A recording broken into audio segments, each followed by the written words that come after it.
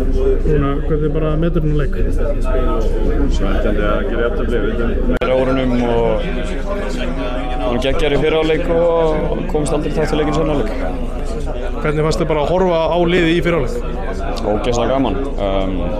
Bara nýttum betur aðstæður vel. Við vorum mikið að fara aftur fyrir það og sparka langt og pressa á það. Þegar við vorum komin á síðasta þriðjung þá vorum við duglegir að halda bolta og spila vel út í því. Þægilegt að vera aftastur bara í fyrri hálfleik þegar allt var að ganga vel? Já, algjörlega. Mjög gott. Hvað gerist í byrjun seinni hálfleik og hvernig sér þetta mark? Ég held að við bara mætum ekki tilbúnir til leiks. Við ætlum að fara langt aftur fyrir þá byrjun og fáum smá tækifæri til að spila og breytum plan og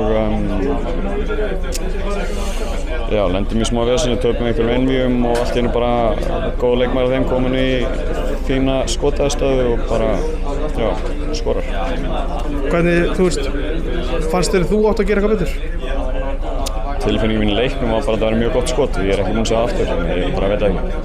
Hvernig var bara, bara restina af leiknum og kemur momentum í þreföldu breytinguna, helst þetta væri að koma? Já, mér fannst við allavega ógna töluvert meira eftir það en þeir eru líka bara með hörkulið og stóðund af sér. Við áttum eitt stangaskot, annars vorum við kannski aldrei eitthvað líklegir til þess að skora þó svo vorum við að ógna þeim.